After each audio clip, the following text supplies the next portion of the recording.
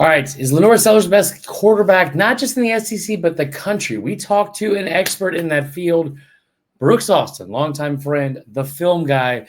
Nobody breaks down film better in this industry. We talked about him, and he is very high on Sellers, and he tells you exactly why. Locked on Gamecocks starts right after this.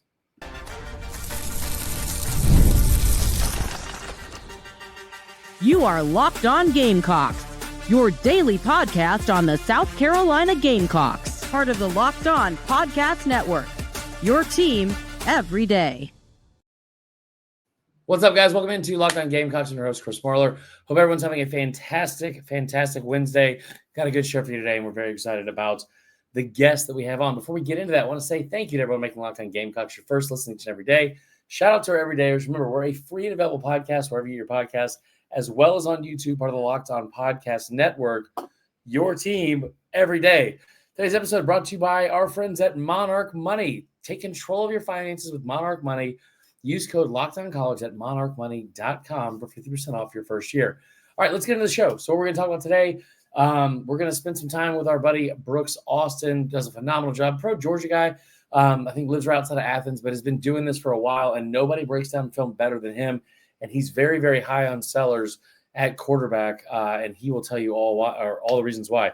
We're going to start there, and then in the second part of the show, we're going to talk about a little bit of camp intel, and then also some new changes that happened to the world of college football today, the latest, and just this never-ending cycle of changes that are making. These are specifically about the college football playoff and the criteria to get in, because it took about 9 months of complaining, but lo and behold, the committee is finally deciding to put strength of schedule as one of the most important criteria to get into the actual playoff. The things they've laid out kind of looks like South Carolina would have been the team from the SEC, not Bama or Ole Miss, that would have gotten the nod if these were in place last year. We talk about that and what to expect from those as we get into the show as well in the second part. But first and foremost, let's invite our buddy Brooks Austin in. All right, yesterday we had J.D. McKell on, best hair in the game.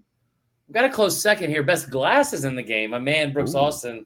I'm glad we could finally bring you on, because I thought we were not going to be able to with South Carolina and Georgia no longer playing each other, but good to see you. How you doing, man? I mean, honestly, the one of the biggest deaths in the conference realignment right there. The Georgia-South Carolina annual matchup no longer. What was that, 40 years running? Yeah. They did that every year since 1985 when South Carolina joined the conference, right? Or rejoined the conference. I think y'all might be more upset about it than South Carolina fans. I don't think South Carolina fans are as upset of not seeing that game every September on the schedule. Hey, I'm gonna tell you what, we're gonna talk about him. I wouldn't want to be playing LaNorris Sellers. So we could make that. I know Georgia's always had the upper hand in this matchup, but there is no doubt if those two were to mythically play this year somehow, whether it be in an SEC championship game or maybe in a playoff, they're gonna have the quarterback advantage out there at South Carolina. So I don't know if that sentiment is necessarily true. And I'll tell you this. Ain't nothing scarier to a Georgia football fan than the Crimson Tide or a mobile quarterback. You mentioned mobile quarterback to a Georgia fan, and whether or not they're right, they're gonna start sweating. Yeah, that's fair, dude. Let's dive right in then, because I think that I thought I was taking crazy pills looking at all the LaNorris Sellers stuff, and I don't break down tape like you. I'm not like you. You have that entire market. I feel like corner. You do such a damn good job with it, but talking about all that stuff. Looking at what he's done on tape, it's also very easy to see all the stuff that people were saying negatively about him. That wasn't turnovers. That wasn't hey man, maybe you should fumble less this year. All those things felt very ignorant in terms of. I don't know if we lost him. Okay, felt very ignorant. I don't know, in terms of oh well, he can't throw the ball deep. He's not accurate there. And then I talked with you at media days and felt like I was talking to the only other person outside of Beamer or people in Columbia. They got it. Your just initial thoughts on LaNorris Sellers overall as a quarterback. So everyone knows about the physical traits, especially the people listening to this network. You guys know he's 6'3". You know he's 246 pounds. You know he's both the quickest and fastest player on the field at all times. I think that's the thing that the outsider doesn't know about him. They know he's a good athlete, but you don't realize how sudden he is unless you study him. If you watch him every single day, you know what I'm talking about in terms of the type of athlete that he is. We can all see that. Right. What makes me think that he's going to be what I think he's going to be, and the reason I think he's the best quarterback going into the year, and the reason I think I'm projecting him to be the number one quarterback taken in the draft, is because of the rapid growth you saw on film, Chris. Like, this kid did not make the same mistake from game 1 to game 2. Right. If he made a mistake in game 2, he cleaned it up by game 3. And you can hear it in the way that Shane's always talked about him. This just ability to absorb, right? The ability to retain and the ability to go out there and fix. Like, that on top of all of the physical traits in the world, when you see that stuff on tape, you're like, oh my God. And you pair it with rapid growth. There's the ceiling on that type of football player, in my opinion, is just how maybe he might be limited as a thrower. Like, this guy will never be Pat Mahomes, but he doesn't have to be. He scares you so many other ways. I love that you bring up that thing too, because I feel like a lot of times early on with Mahomes, especially, even though he had Hill, even though he had a younger version of Travis Kelce, a Swiftless version of Travis Kelce, I guess. But like the idea that he had to be Superman, I think you're starting to see some people come around on it that are like, I don't think he has to be Superman this year. Like, I think he did last year at times because of what he had around him offensively. It's not, they don't have LSU receivers, Georgia's offensive line, you know, like Bama's defense, whatever. Like, they have really good players though, and the floor of the roster from a talent standpoint has only gotten raised every single year that he's been there. I don't think he has to be Superman this year to be good. I don't know if he would need to be that to end up in New York. Sure, maybe. But to win 9-10 games, I don't think he has to be Superman week in and week out. Look, I don't think outside of the South Carolina fan, I don't think the common fan knows how good of a year 2 player Mazeo Bennett is. Like, I don't think they know that. I don't think the common fan knows that Jared Brown got to the SEC last year, and he's a guy. Like, he's a guy that can win in the SEC. I know, listening to and covering the news, that Dorian came on here and loved up Nick Harbor, having gone there and saw him this fall camp. Like, that's a big physical football player that everybody knew as a 5-star, but everybody from the outside perspective was waiting on a sense of development. Well, guess what? He finally got to spend a season of, like, an off season playing football. He's not running in a circle. Like, he's catching a ball. And he's going, and he's running routes, and he's getting better as a football player. Yeah. And this is a guy that coming out of high school 3 years ago, man, he was lined up in the dirt playing defensive end. They were talking about last year. I mean, most highest position or his highest ceiling. I mean, most people don't realize how truly raw of a football player Nick Harbor was. And I'm sorry, but you can't win on a down-to-down basis in this conference at wide receiver just on raw traits. Right. Like, again, South Carolina fans know this. It took a year 3 pop for Xavier Legette. This was not like immediately I'm a guy. No, like, some of these things require year and year growth. I'm really excited to see what Nick can be, especially when you decide, like, the rapport that they must have built, I would imagine, this offseason. He and LaNorris. We just talked about all the abilities to extend the plays, right? The ability to make all these magical plays happen with his legs and his body and extended. Well, him and the receiver on the other end of these scramble drills, having spent time together, I don't know, kind of important. Right. You and I were talking about this in Atlanta at Media Days, and it was like, I said it to Dorian the other day, and I brought it up again, and this is not anything that's negative about Nick Harbor. It's just like, dude, he wasn't playing, this wasn't high school. It's like, hey, you got to pick a sport to play in the fall or in the spring to stay in shape for football. So you want to play wrestling, or you want to do wrestling, or you want to play baseball, you play basketball? Like, what do you want to do? This is like, hey, this dude's going to go train for the U.S. Olympic track team. Like, it's not. You go disappear from football operations for 6 months. Right. And then like, not to go run a 10-9, like to go compete in the Olympics, like, potentially. And so I think that part, like, the idea though that he even said, he's like, yeah, man, I know all the routes on the route tree now. You're like, that's great. But that's also shocking to hear, because I'm with you on that, man. I think when you look at what they have at receiver, especially, it's young. But I say this over and over again. The best thing that this coaching staff was able to do, or most impressive thing they were able to do last year, you could argue, is they made Nick Harbor buy into blocking. Like, that dude came off like July, like, trying to get to where was it? Was it Paris, where the Olympics were? And they were like, hey, man, we're going to need you to block on the corner. So going past that, like, just from a schematic standpoint, I know you got they got a new OC with Mike Shula, all that kind of stuff. But from what you've seen on tape, like what do you think schematically that they're going to be able to do maybe differently this year, or also what they do best that fits LaNorris's game? So I think most importantly, they're going to have to figure out how to design a run game. Like, we're still waiting on Rashul Faison. I don't want to be the bearer of bad news, but if you've been reading any tea leaves, it don't look like it's going to be good news on the Faison stuff. Like, if Faison gets approved, he's the only one that did. Everybody else is getting shut down right now. So they're going to have to design, I think it's Petaway, the former Hardaway, the former walk-on.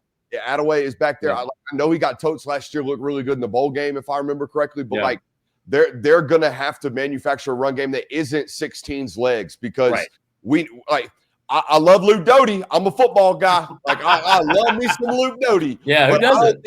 I don't think I want Luke Doty carrying a college football playoff team that we think could be good enough because we trust the quarterback at that level, right? But I don't want LaNorris having to carry the football on 3rd and 2 to convert drives every single time. Now, the normal crack on the outsider's perspective of South Carolina over the years has been offensive line play. But I love that they let those dudes take their lumps last year. I love that they let Josiah play last year as a true freshman. I love that they let Casey Henry continue to develop out there at right tackle. I am a little bit more bullish, especially because I think Josiah's a blue chipper. I'm a lot more bullish for the first time ever, on what South Carolina returns as an offensive line. And I don't think I could say that about that football program for maybe 3 years, 4 years, 5 years. Yeah. I mean, it's been a long time, man, where we just watch Spencer Rattler getting murdered, right? We see that constantly. I don't think that's going to be the case this year. I think they're going to be able to hold water. I think that also, what they've been able to start bringing, they have more depth there finally. Because, correct. God, it was bad. I mean, dude, he's recruiting. I don't know. Again, I don't know what other people think about Shane Beamer. I know what I think about him. I think that he recruits at a top 20 level. And if you do that in this conference, you're going to be all right. And if you get guys to play hard for you and you have a quarterback, now we're rolling. Now we're moving. Now we have a chance. Now we can go 10-2 if we get the stars to align. That's what I think South Carolina's got right now. But it's a window because it's only as long as LaNorris' health and availability and whether or not he's on the roster. Which if he does what I think he's going to do this year, this is it. This is the window, and then he's an NFL draft pick. And I think they've done a good job at recruiting this position for the future. Aaron Nolan, Cutter Woods, I think he looks really good in the spring game. It's very, very short. And then you get, Duckworth obviously coming into it. But I think you're right also, this year's team, I hinted at this yesterday. It was I get a better feeling about the foundation of where this program is headed. And again, the floor has just been raised from an expectation standpoint, a talent standpoint, the roster itself, which is great. But this season, I obviously hope this team is able to get back to at least 9 games and maybe more. Second to last question for you, and we'll get you out of here. But the question I have is this: and I see a lot of this where you see kids draft projects out of college.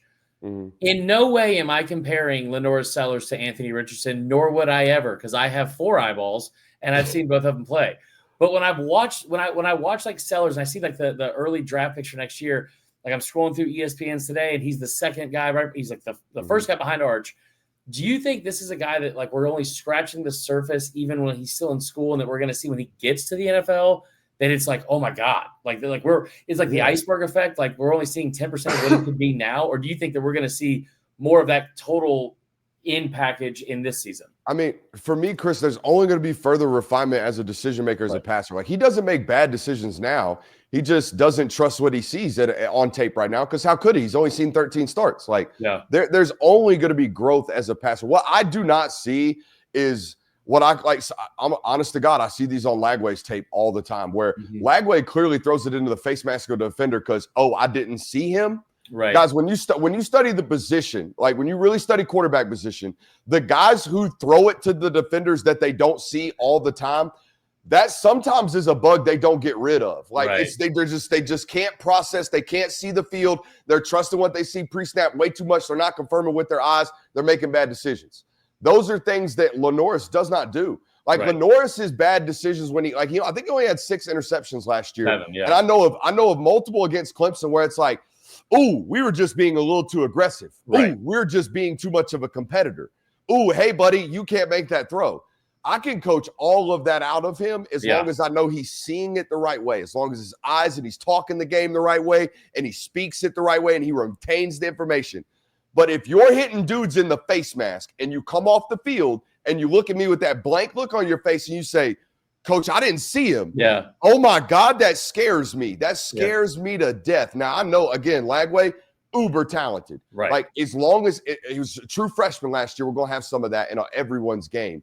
But we got to eliminate it quickly. And I saw Sellers eliminate whoa, where'd that come from? Right. He eliminated that immediately, almost down to down.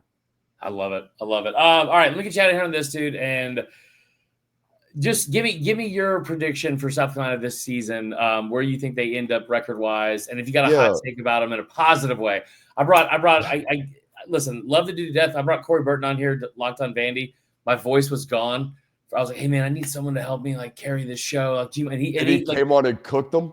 God bless him. He did it. He came on we did a 40-minute show on Vanderbilt and South Carolina preview for this year, and I was like.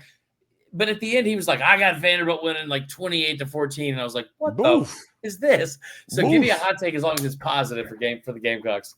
Hot take, I think you get to 8 wins and LaNorris Sellers wins the Heisman. Like, I think that's all it takes nowadays. I think I think we have an opportunity for a really, really scrappy. I mean, that schedule's tough. It's probably the third or fourth toughest schedule in the conference. They didn't get a Mizzou shake of it. They didn't get a Texas shake of it. And it's a tough one, right? And you add Clemson onto that, right? Yeah. So it's not easy, all right? But I think it's 9-3, 8-4able, all right, with this roster and this quarterback. And for me, that's basically going to be what Lamar Jackson did at Louisville. This is going to be a must-watch, all right? It's going to feel like that, and you're going to hear that comp like for Lamar Jackson. But, hey, these two are very equivalent passers for me. Yeah. They are way better than the common fan wants to give them credit for because they're an athlete. Nah, dude. He was a 64% guy last year and chunked it down the field. Right. Okay? He's good, and he's going to be great this year. I think good enough to win a Heisman. All right, brother. You're great as always. I don't know if enough people on our channel know where to find your stuff. And it's not always just Georgia stuff. You do a great job covering the whole thing. Yeah. Tell everyone where they can find you on social media and also the show. You know, look, we got our start in the Georgia space, right? That's where we got the heat and the momentum and the ball started rolling. But we definitely are. We are branching out nationally here on YouTube, most notably. Just check me out, the Film God Network. I guarantee you I'll comment and thank you for having me on today. Give us a shot. I promise you. If you love football and you love to learn about football, we're the place for you, okay? I know that there's a lot of options. Just make us one in your rotation. It is, and it's nonstop. It's just like there's very few people that are as consistent, and there's very few people that are talking as in-depthly about his Brooks. So make sure you go check him out. Brooks, I appreciate you, brother. We'll talk again soon. No doubt, boys. Y'all be good. All right, awesome. Brooks is joining us. Great dude. Love whenever I can talk football with him. Dude knows his stuff and very insightful and a lot of information. Hope you guys enjoyed that as much as I did. Before we get to break, I do want to give a shout out to the sponsor for today's show. That is Monarch Money. Back again. Very excited to talk with these people. Most people can't name all their financial accounts or even what they're worth, whether it's a 401k, properties, investments, you name it. When you don't have the full picture, you can end up leaving money on the table. And that's why there's Monarch Money. It's an all-in-one personal finance tool that brings your entire financial life together in one clean, easy-to-use interface on your laptop or even on your phone. Monarch does all the heavy lifting for you. You can link all your accounts in minutes and see clear data visuals, get smart categorization of your spending, and finally feel in control of your money without ever having to touch a spreadsheet. It is awesome. I tell you what, do not let financial opportunity slip through the cracks, okay? I used this before I was getting ready to propose, told you guys about it, trying to figure out how to save some money, going through some simple, easy to review finances with my partner now. We can both do budgets, goals, spending activity all in one place. It is perfect. Use the code LOCKEDONCollege, all one word, all capital letters, at monarchmoney.com in your browser for half off your first year.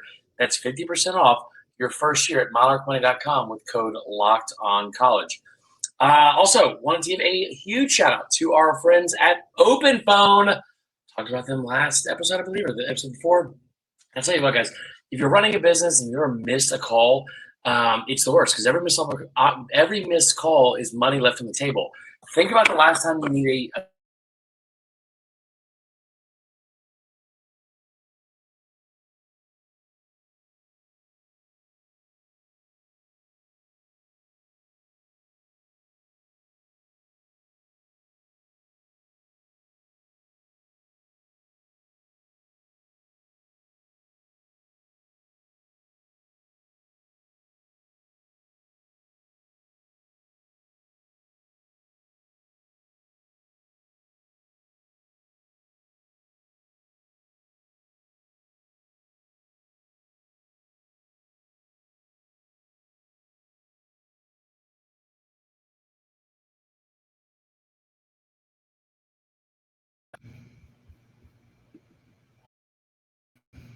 All right, we're back. Believe there was a little bit of a lag there with the audio, but I'm not sure exactly what happened. And I tell you what, we already did the interview with Brooks, and I really don't want to go back and fix it. So hopefully it all worked out. Regardless, I want to get back into something else that we talked about a little bit before the show started. And that was this. I'll move this camera up here closer. Before the show started, that was this. So there's been some changes made to the college football playoffs. And mainly the criteria they're going to go in, that's going to go into selecting the teams that make the playoff, okay? And I looked at this earlier today. I wrote about it over at losingthesports.net, shameless plug. You guys go check it out if you want. But one of the things that we talked about was, listen, last year, everyone was super pissed about the 9-3 teams in the SEC not getting it, at least around the SEC. And the biggest argument for that, and it's gone on all offseason, right? And you've seen it over and over and over again. The thing that's gone on all year is, yeah, you know what? Strength of schedule just not mattering in year one of the college football playoff when you had more teams in. That seems crazy. That seems crazy. And you saw with, I think that the weirdest part about this whole thing is you've seen Big Ten teams and coaches kind of argue against, we just took an SEC's mind of scheduling. And it's like, I keep saying this over and over. If that's true, show your work, man. Because the Indiana just finished their final two teams they added to their next 5 years of non-conference scheduling. And there's 15 opponents. All 15 are at home. 0 of them are Power 4 opponents. 5 of them are FCS teams, and 0 are on the road. And this idea that, we're just in the SEC model. No, you're not. And it made a lot of people mad. I think more than anything, it made people mad because it wasn't like the SEC got the benefit of the doubt last year, and neither did South Carolina. And you guys have heard me talk about this all offseason. And I don't want to bore you with all this kind of stuff again because it's the same thing that we've been talking about. They just finally put it into place. And my main part of this is I look at this, and the 3 teams they call out are with the changes affecting. The 3 teams they called out were South Carolina, Alabama, and Ole Miss. And here's the thing. This is what they're changing, right? It says directly, they plan to utilize and assess a team's schedule strength and how teams perform against their respective schedules when evaluating its weekly rankings in the upcoming season. Basically, they're going to start taking into account how difficult a team's schedule is. What a novel idea. What a novel idea. The change addresses concerns about the committee's devaluing the strength of schedule metrics raised by the Southeastern Conference after a trio of SEC teams, Bama, Ole Miss, South Carolina, missed out on the original 12-team playoff a year ago despite having a more favorable strength of schedule metrics compared to teams like Indiana and SMU. Again, what kind of blows my mind about this is this. Indiana and SMU both got in. It wasn't like they were screwed over by the SEC. This wasn't an Oklahoma State 2011 situation. This wasn't a TCU 2014 situation. It was none of those things. It was the SEC had 3 9-3 teams, and all 3 got left out. So you had an 11-1 Indiana team go in there without a single ranked win and a 65th ranked strength of schedule in the country. They're in. SMU 11-2, 75th ranked strength of schedule, 0 wins against ranked opponents. They're in, right? Boise State, you have to have a group of 5 team, which is fine. They have 1 win over a ranked opponent. It came against number 25 UNLV in the final weekend of the season during championship weekend, right? Team that already played twice. Or already played once. They not only get in with the 86th ranked strength of schedule, they got a number 3 seed. Arizona State was a team that was sitting there, and you're like, where's Arizona State going to go? Because Arizona State and Iowa State are ranked like 15th and 16th at the time, and whoever wins that game wins the Big 12, and that means whoever wins that game goes to the playoff. It also means whoever loses that game is an afterthought because they're going to be 10-3. Neither one of them have, I don't think, a ranked win on the schedule. They had, I think, going into the final week of the season, Arizona State's strength of schedule was like 72nd or something like that. Like, it wasn't any good. Iowa State's wasn't much better. They were both, like, I believe, 70 or lower. And whoever lost that game was going to play in the Pop-Tart Bowl. Whoever won was not only going to make the playoff, but they got a 4 seed. And so you're looking at this and you're like, man, this just makes no sense. But again, it's not like it worked out in the SEC's favor. The direct conversation they had about this was an additional metric, record strength, has been added to the selection committee's analysis to go beyond a team's schedule strength to assess how a team performed against that schedule.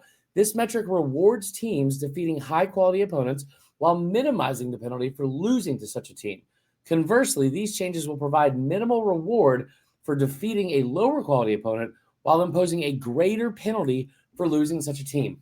The final sentence there, because everyone's looking at this and they're like, oh, man, the strength of schedule matters more. SEC's getting a whole bunch of teams in. Saw last year that didn't really hold true, even though it wasn't the case with what the criteria was. But also, my main point is let's not count our chickens or eggs before they hatch, or whatever the phrase is. Like, let's not be overly confident and cocky, like, oh, yeah, of course they're going to all get in. Duh. That's what everyone thought last year. Oh, you're going to 12 teams? Man, that season get 4 to 6 teams in every year. Didn't happen in year one, right? But the thing that everyone seems to be hung up on is changes for the upcoming season include enhancements to the tools that the selection committee uses to assess schedule strength and how teams perform against their schedule. The current schedule strength metric has been adjusted to apply greater weight to games against strong opponents. That's not what we should be hung up on when you're looking at what they're going to be doing. Because if you're looking at the 3 teams, South Carolina, Bama, Ole Miss, yes, Ole Miss and Bama both beat Georgia. I think Bama beat them when they were number 1. Both those things happened. Both teams also beat South Carolina. Those things happened as well. But the part at the end is what tells me that if this was the case a year ago, South Carolina gets into the playoff. And that is this part. This metric rewards teams defeating high-quality opponents while minimizing penalties for losing to such a team. Conversely, these changes will provide minimal reward for defeating a low-quality opponent while imposing a greater penalty for losing to such a team. Basically, yeah, if you win against a highly ranked team, that's going to count. If you lose to an unranked team or a team that's really bad, that's going to count too. Who are South Carolina's lost to last year? Bama, Ole Miss, LSU. All 3 ranked, right? 2 of them also in contention. Who are their losses to? I know they had the great wins, but so did South Carolina. You beat four ranked opponents in your final 5 games. You went on the road and beat Clemson, a team that made the college football playoff, right? We all know the story. But who were your bad losses to for South Carolina? They weren't bad losses. They were all ranked. You had 3 losses to really good teams. What about Bama? 6-6 Vanderbilt, 6-6 Oklahoma. By the way, 2 teams that you boat raced, right? If you're South Carolina. What about Ole Miss? What are the teams that you lost to? You lost to 4-8 Kentucky at home. By the way, team that you boat raced. So looking at this as the metric, I don't think that the strength of schedule obviously matters, but I keep looking at this and I was trying to explain it or trying to get somebody from On3 to explain it to me because they talked directly to it was just a source I have that like they talked directly to the people that were involved in this. And a lot of this could just be mumbo jumbo, like, we're just trying to get out ahead of whatever negative stuff that we had to hear all offseason. Fine.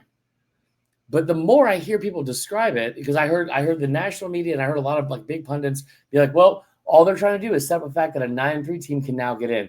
I don't think that's what the core of this whole thing is. When you look at it, because it could easily be like, well, they just want to make sure a team like Alabama, like a name brand gets in, or an exciting team like Ole Miss gets in. I think under these rules, that I just mentioned, I think what that means is that South Carolina would have made it. They didn't have any bad losses. Granted, the teams they lost to were the other teams that they were competing against, but they finished the season 6-0. They beat all those ranked teams. And again, no bad losses versus the other two. That was like, how'd you lose at home to Kentucky? How'd you lose at Florida with everything on the line? If you're Bama, how did you lose to Oklahoma by 3 touchdowns? You didn't have any of those losses for South Carolina. Bad loss to Ole Miss, sure, right? Embarrassing loss, absolutely. But a 2-point loss to Bama, a 1-score game, a 3-point loss to LSU, I don't think that's knocking them out. I think under these rules, South Carolina would have made it. And now I'm not saying we're going to go back and rewrite history. We're not Auburn. We're not going to do that. We're not going to sit here and be like, oh, well, I think that like and dwell on the season pass, especially 13 days before kickoff or 12 days before kickoff. What I am saying is it does feel like if you're in a similar situation this year and say that you're 9-2 and you have a close loss to Clemson, right? Or like you have a close early season loss at LSU. And then the other teams you lose to are a highly ranked Bama and a highly ranked Clemson. It's a close game.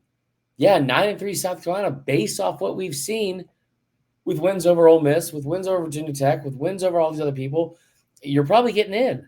So I think that in this case, the strength of schedule does matter. And for a team like South Carolina who has a top 10 to 15 ranked strength of schedule, again, that's really good news to know your level of your safety net is a little bit wider than some other teams. And that's good to know. All right.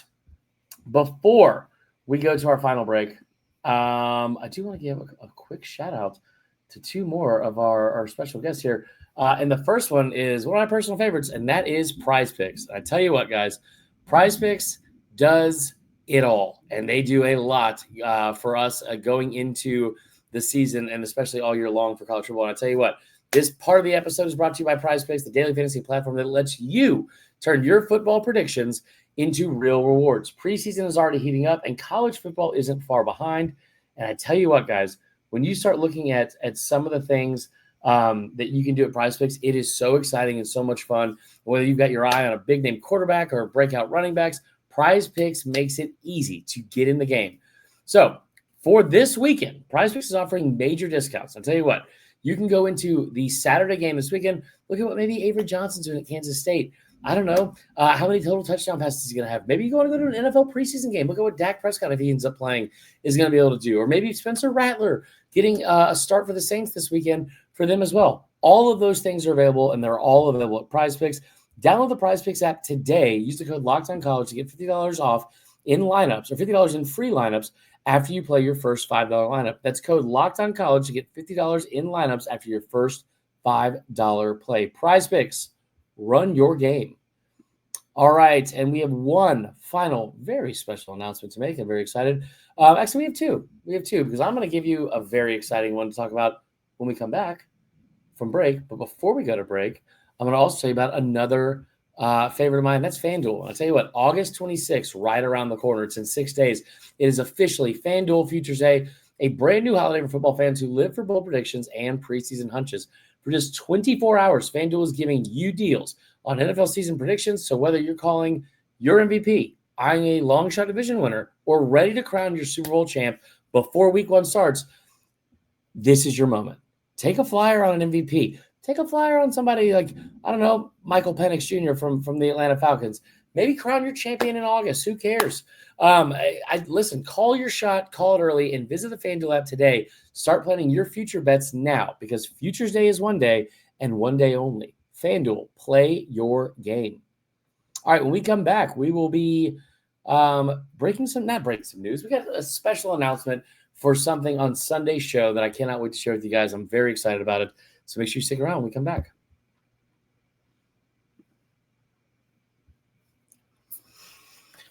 All right. Okay. Pretty excited. We have another special guest. Tomorrow, we're going to have Josh Pate on. We're going to record at 8 a.m., bright and early. We're going to talk all things South Carolina, and I'm very excited to do that. Then, on Sunday, we're going to talk about the last scrimmage and going into game week. Maybe look at some early predictions. I don't know.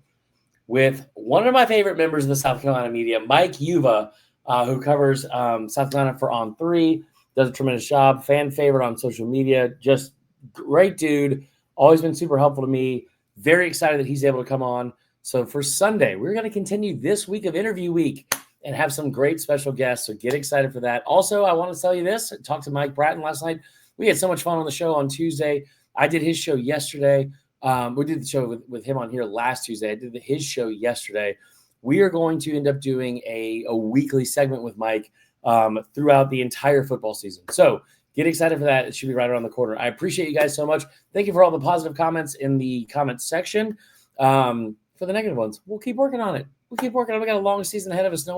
It's preseason for me too. But no, you guys have been great. It's been an overwhelming amount of positivity, and I appreciate you guys for it. Hope everyone has a great rest of your Wednesday. And until next time, go Cox. Hey, go Irmo. Go get a dub tonight, boys.